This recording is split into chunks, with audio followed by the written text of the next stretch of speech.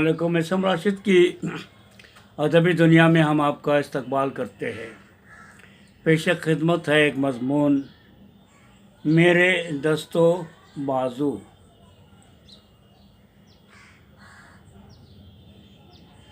ضمناً عرض ہے کہ 15 ستمبر 1993 عیسوی میں ملک کی معروف ادبی شخصیت آجہانی شانتی رنجن بھٹاچاریہ کی رحلت کی خبر جب اخبار میں مشتہر ہوئی تو ان کے چاہنے والوں کی ایک خوش آئند تعداد ان کے لواحقین سے اظہار تعزیت کے لیے ان کی رہائش گاہ آنند پلی پوروی پٹیاری کلکتہ پہنچی، جسے دیکھ کر وہاں کے لوگ حیرت میں پڑ گئے اور اپنی اس بے خبری پر کف افسوس ملنے لگے کہ دنیائے علم و ادب کی کیسی عبقری شخصیت کے وہ پڑوسی تھے۔ معزز قارئین کرام، اس دنیائے بے ثبات میں شہرت کی ہوس سے بے نیاز ایسے لوگ بھی موجود ہیں جو بڑے رازدارانہ طور پر قوم و ملت نیز علم و ادب کی خدمت میں شب و روز منہمک رہتے ہیں۔ ڈاکٹر مشتاق انجم کا شمار بھی انہی نامور ملی، سماجی، علمی اور ادبی شخصیتوں میں ہوتا ہے۔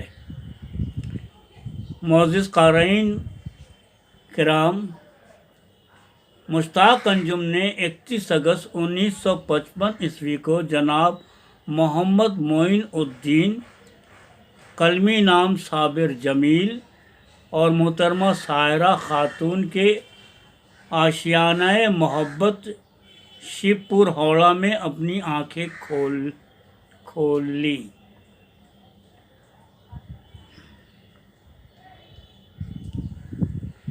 میں یقین کے ساتھ نہیں کہہ سکتا کہ جناب صابر جمیل مرحوم اسکول یا کالج کے کوئی سند رکھتے تھے کہ نہیں، مگر اس حقیقت سے آشنا ضرور ہوں کہ وہ اردو زبان بڑی صحت، فصاحت اور بلاغت کے ساتھ بولتے تھے۔ نیز کسی ادبی موضوع پر جب اپنی زبان کھولتے تو بڑی بڑی یونیورسٹیوں کی اسناد رکھنے والے حضرات بھی دنگ رہ جاتے تھے۔ انہوں نے علامہ اقبال اور مرزا غالب کے اشعار کے برمحل استعمال کے وسیلے سے اپنے بچوں کی ذہنی آبیاری کی۔ ان کا یہ وصف خاص کتابوں کی کثرت مطالعہ کی دین ہے۔ ذی قدر قارئین کرام، مشتاق انجم صاحب اسکول فائنل یعنی کہ میٹرک کے امتحان میں کامیابی حاصل کرنے کے بعد درجے نہم و دہم کے طالب علموں کو ٹیوشن دینے لگے۔ شیب پور چوڑا بستی میں غریب مزدوروں کی اکثریت تھی۔ اپنے بال بچوں کے لیے 2 وقت کی روٹی مہیا کر لینا ہی ان کی زندگی کا خاص مقصد تھا۔ اس سبب سے ٹیوشن فیس کی کوئی قید نہیں تھی، کسی نے ادا کر دی تو فی بہا اور نہیں تو اس کا کوئی گلہ نہیں۔ ان کا مقصد تو کار خیر تھا۔ 1977 سے 1983 عیسوی تک GCR گھاٹ روڈ پر واقع ایک بیکری کی بھٹی سے متصل ایک بڑے سے کمرے میں حصول علم کے متلاشی ان سے کسب فیض کرتے تھے۔ میری عمر کے بہت سارے لوگوں کو ان کی شاگردی کا شرف حاصل ہے۔ میرے کئی احباب بھی ان کے حلقہ شاگردی میں تھے۔ یہی سبب ہے کہ اس وقت سے ہی میں انہیں سر کہتا ہوں۔ ہاوڑہ ہائی اسکول کے پرائمری اور سیکنڈری دونوں درجات جب ایک ساتھ چلتے تھے، اس اثنا میں جناب مشتاق انجم نے معروف معلم جناب ماسٹر محمد منظور عالم مرحوم کی ایما پر کچھ ماہ و سال تک اس معقر اسکول میں بھی درس و تدریس کا فریضہ انجام دیا۔ ذی قدر قارئین کرام، ایک وقت ایسا بھی گزرا ہے کہ غربت کی وجہ سے علاقے کے طلباء و طالبات کے لیے درسی کتابوں کو خریدنا بڑا محال تھا۔ جناب مشتاق انجم اور ان کے درد آشنا رفقا نے اس مسئلے کے سدباب کے لیے 1977 عیسوی میں 5/2 GCRC گھاٹ روڈ شیو پور پر ہاوڑہ میں مسلم اسٹوڈنٹس لائبریری کی بنا رکھی، اور لائبریری میں جگہ بھی بہت تنگ تھی، مگر اس کے اراکین کے دل کشادہ تھے۔ اراکین لائبریری کے جید پہم اور اہل خیر حضرات کی مالی اعانت سے ہر نئے تعلیمی سال میں سینکڑوں غریب طلباء طالبات کے لیے مفت کتابوں کی فراہمی کی گئی۔ مذکورہ لائبریری نے شیو پور ہاوڑہ میں تعلیمی ماحول کو سازگار بنانے میں جو کردار ادا کیا ہے وہ علاقے کی علمی تاریخ کا ایک روشن باب ہے۔ جناب مشتاق انجم اس لائبریری کے فاؤنڈر سیکریٹری تھے۔ عہد حاضر میں صدر اعلیٰ کے عہدہ جلیلہ پر فائز ہیں، گرچہ حکومت نے درسی کتابوں کی فراہمی کا ذمہ اپنے سر لے لیا، اس لیے اب یہ مسئلہ درپیش نہیں ہے، تاہم نہایت ہی متحرک اور فعال علمی شخصیت جناب رحمت امین بحیثیت سیکریٹری اس لائبریری کے بینر تر عصر نو کی توجہ طلب مسائل کے سدباب کے لیے آج بھی کوشاں نظر آتے ہیں۔ حالیہ دنوں میں AANPR اور NRC جیسے عوامل سے عوام الناس کو خود آگاہ کرنے میں دونوں معتبر شخصیات نے اپنی رفقا کے ہمراہ نمایاں کردار ادا کیا ہے۔ ڈاکٹر مشتاق انجم نے غیر منظور شدہ شیو پور انجمن جونیئر ہائی مدرسہ کے مجلس انتظامیہ کے رکن کی حیثیت سے مسلسل کئی برسوں تک اپنی گراں قدر خدمات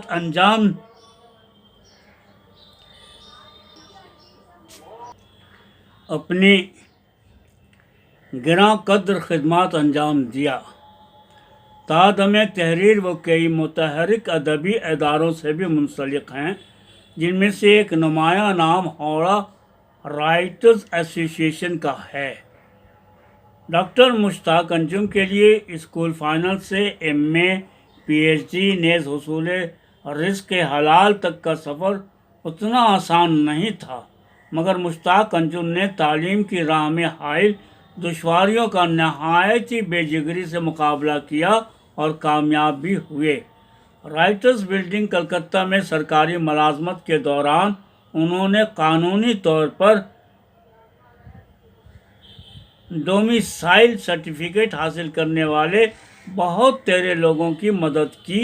ان میں سے کئی افراد فوج میں ملازمت حاصل کر کے وطن عزیز کی خدمت پر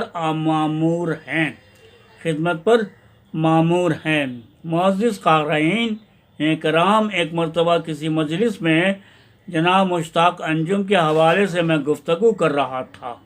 ایک شخص بغور میری باتیں سن رہا تھا۔ اچانک اس نے قطع کلامی کرتے ہوئے مجھ سے سوال کیا، آپ کیا بات کرتے ہیں؟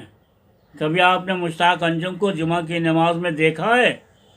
میں اس اچانک حملے کی تاب نہ لا سکا اور تذ بذب میں مبتلا ہو گیا کہ اس شخص کو کیا جواب دوں۔ خدا کا کرنا ایسا ہوا کہ دوسرے ہی روز جمعہ تھا۔ اس روز کسی سیاسی جماعت کی طرف سے بنگال بند کا اعلان بھی ہوا تھا۔ کثیر تعداد میں لوگ نماز جمعہ کے لیے مسجد بیت المکرم شیو پور میں تشریف لائے تھے۔ خاکسار کو مسجد سے متصل پارک میں جگہ ملی۔ اچانک میری نظر مشتاق انجم پر پڑی، جو میرے قریب ہی مالک حقیقی کے حضور میں سجدہ ریز تھے۔ یہ دیکھ کر اس شخص کو جواب نہ دینے کا ملال دل سے صدا کے لیے رخصت ہو گیا۔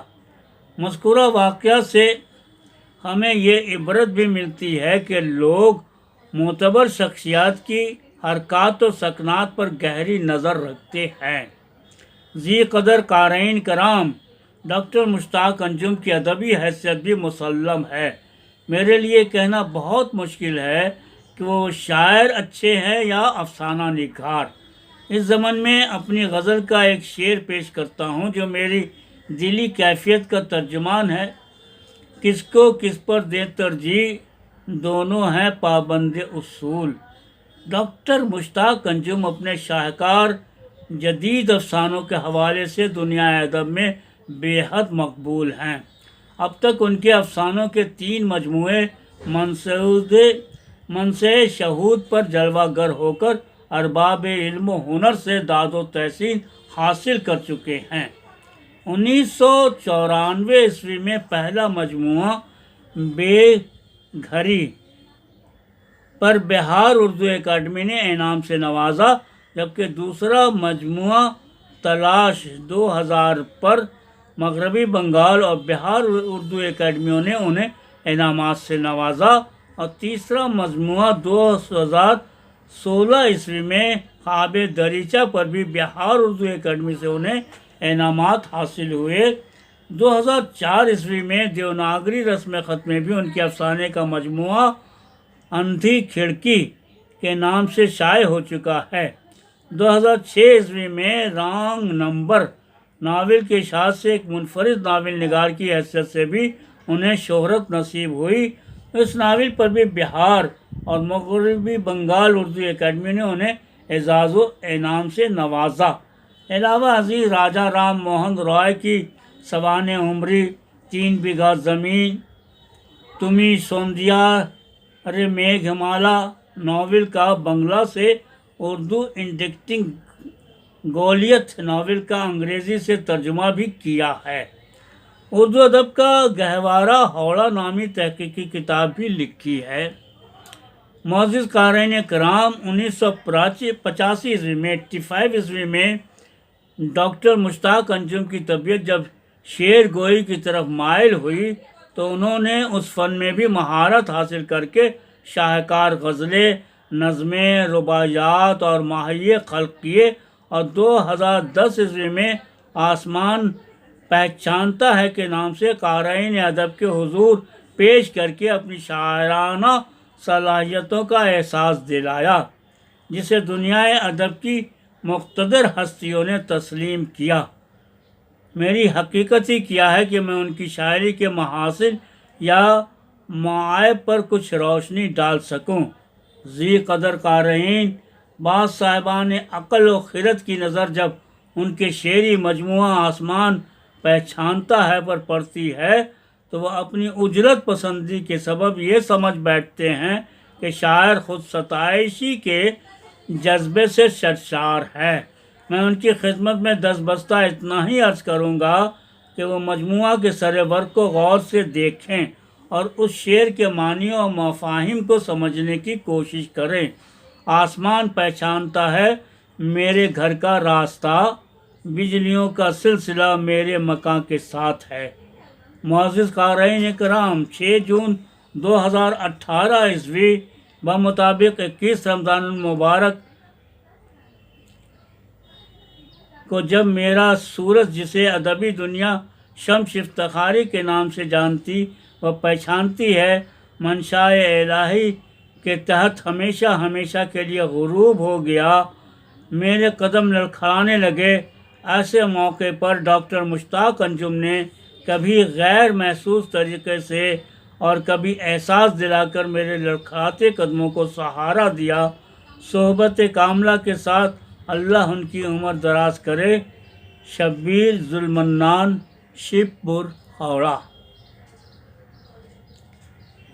تو دوستو، ابھی اعظم راشد کی ادبی دنیا میں ایک مضمون سن رہے تھے مشتاق انجم کے اوپر، جسے لکھا تھا جناب شبیر ذوالمنان، شپ پور، ہاوڑہ نے۔